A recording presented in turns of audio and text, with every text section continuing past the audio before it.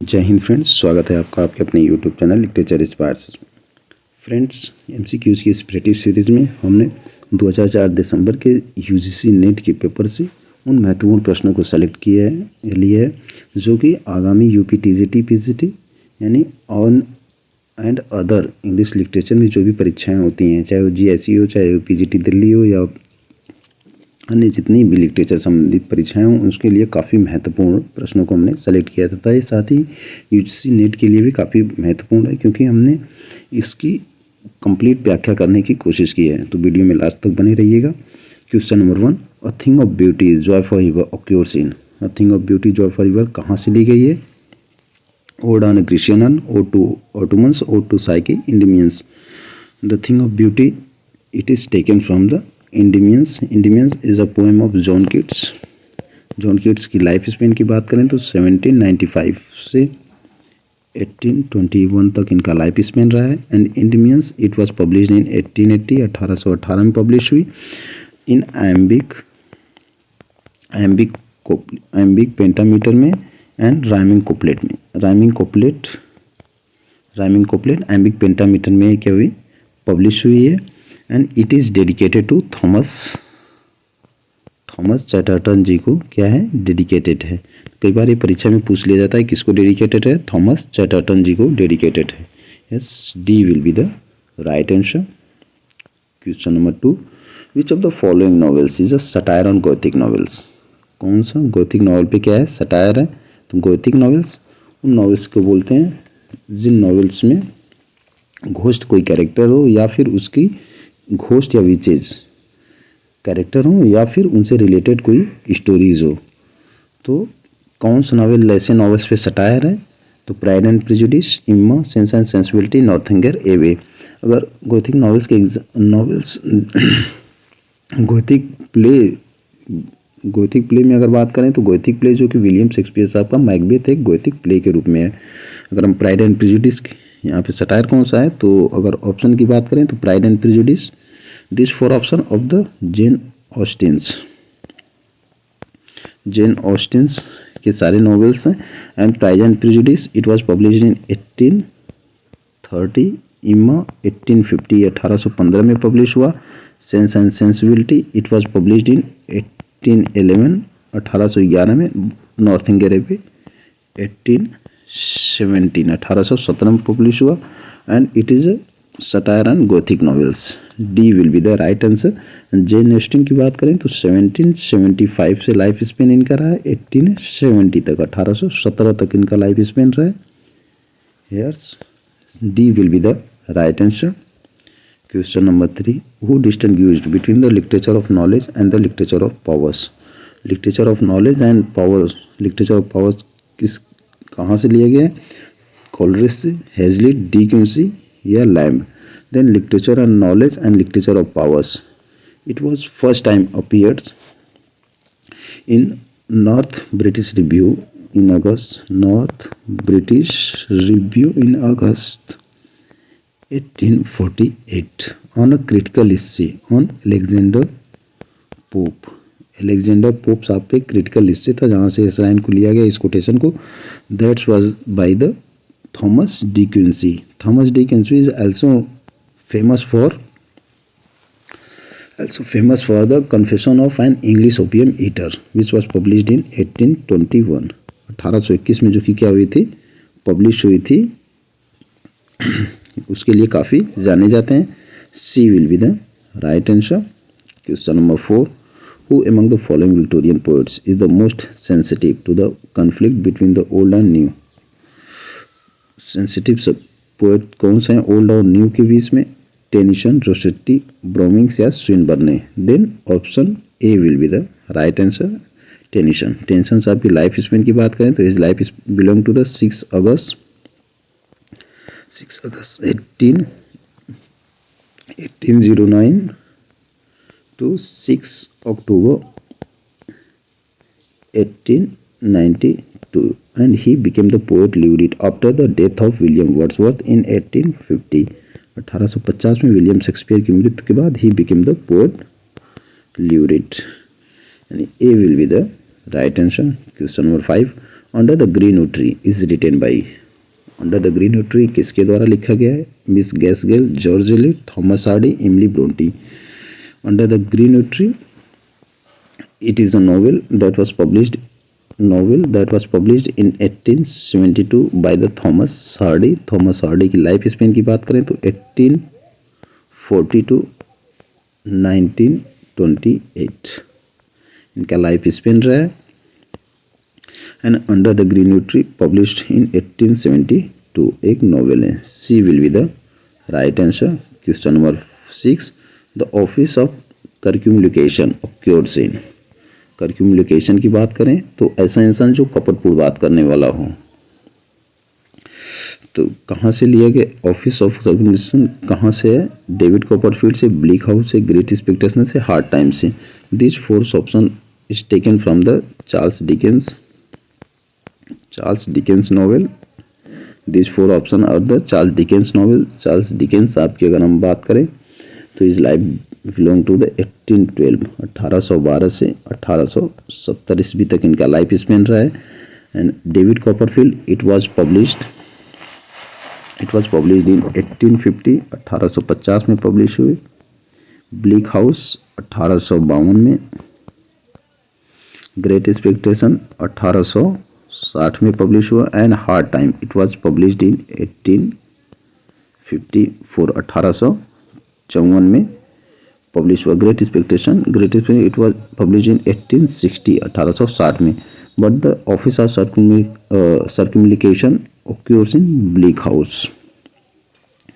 B will be the right answer, and Bleak House was the ninth novel of Charles Dickens. B will be the right answer.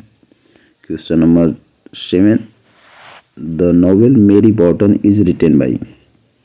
Mary Bottom किसके द्वारा लिखा गया है? Mary Bottom it was published in 1848 जो कि 1848 में क्या हुआ था? पब्लिश हुआ था। किसके द्वारा लिखा गया? Miss Gaskell, George Eliot, Emily Bronte या चार्ल्स डिकेंस साहब के द्वारा। तो it is written by Miss Gaskell ji के द्वारा लिखा गया है। His life span belong to the 1810 से 1865 तक इनका लाइफ स्पेन रहा है। And his novelist biography on short story writer. A will be the right answer. Question number 8, the line poetry is criticism of life occurs in। ये poetry is criticism of life कहाँ से लिया गया है? Culture and energy, modern painters, the study of poetry, the shorter resorts। Then poetry is criticism of life is a quotation of Matthew Arnold। Matthew Arnold साहब का quotation है।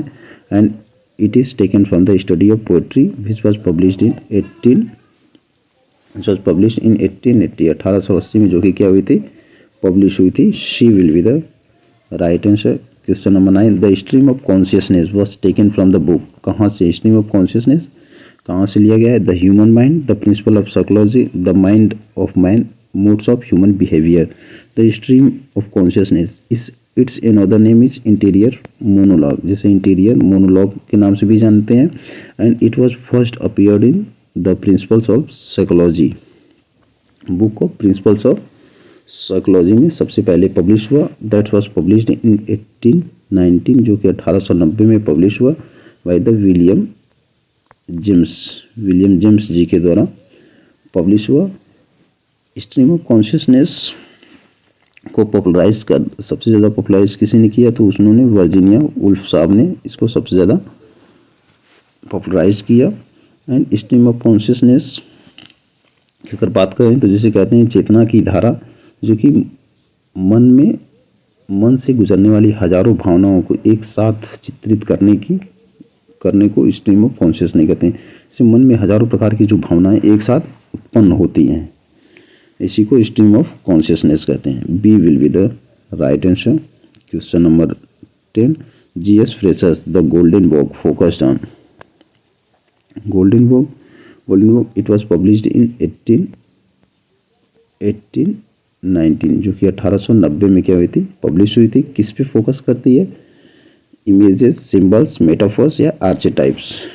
Then it is focused on the symbols because it is a book of mythological mythological book है जो कि पौराणिक कथाओं और धर्म के बीच व्यापक तुलनात्मक अध्ययन है। तो ये सिंबल्स पे क्या करती है, फोकस करती है। B will be the right answer.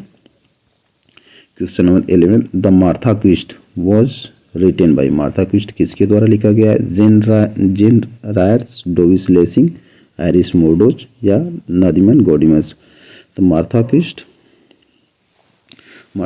It is a novel which was published in 1952, जो कि 1952 में पब्लिश किया गया था बाई डोरिस लेसिंग जी के द्वारा। डोरिस लेसिंग जो कि ईरान में पैदा हुए 1919 में एंड मृत्यु इनकी यूके में 2013 में हुई। यूके में एंड ईरान में क्या हुई थी, पैदा हुई थी। And B will be the right answer. And Martha Quist was also a protagonist of 5 semi-autobiographical novels by Doris Lessing. The series name was The Children of the Violence. The Children of the Violence नाम की जो उनकी series थी 5 semi autobiographical, उसमें Martha Quest was the protagonist. Then याद रखिएगा B will be the right answer. Question number 12, the Arthur Miller's death of salesman relies for its tragic seriousness on the fate of. Death of Salesman, it is a stage play. Based on American Dreams, and it was published in 1949 and काफी महत्वपूर्ण play है। And it's characters belong, if we talk about the character, then Willy Loman, option 1 will be the right answer. Willy Lomans, Bliff Lomans, Linda Lomans and Happy Lomans are the main characters, and these three options belongs to the Waiting for Godot by the Edward LBG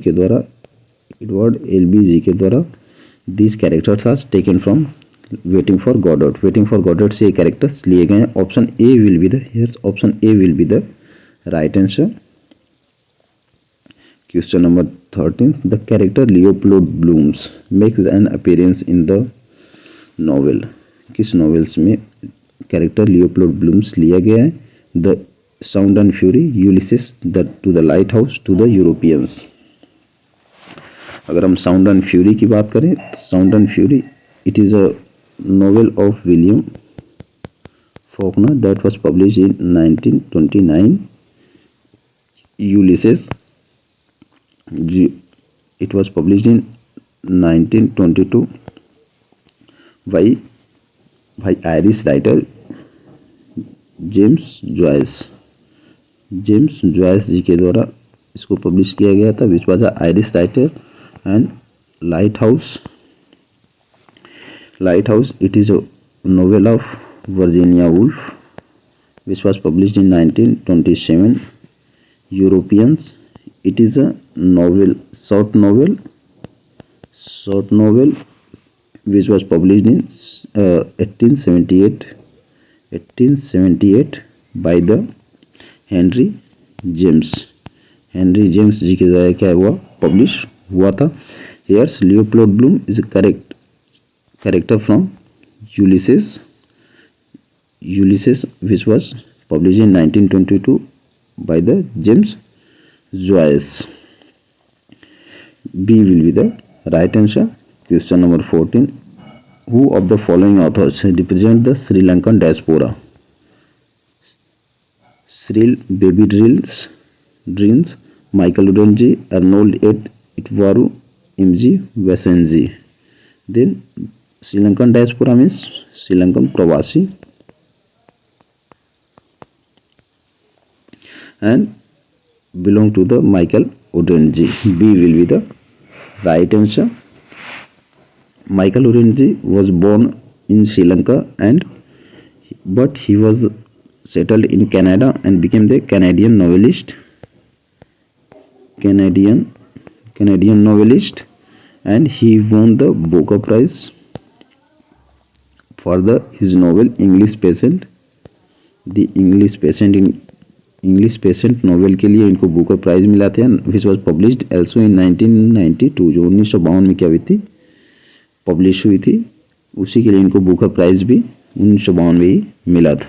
B will be the right answer. Australian Aborigines received a sympathetic treatment in Australian Aborigines means होता है मूल निवासी।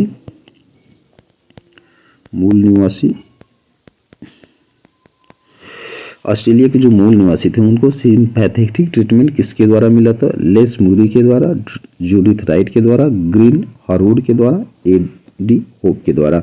Then it belongs to the Judith Wright. Judith Wright was the Australian poet and environmentalist. His life belongs to the 1950 to 2000. इनका जीवन काल 1915 से 2000 तक था, जो कि ऑस्ट्रेलिया क्या थी, एक पोएट्री थी। B will be the right answer. Thanks for being with us, hope you like the session. यदि आप हमसे जुड़ना चाहते हैं तो चैनल को सब्सक्राइब कर सकते हैं। Thank you.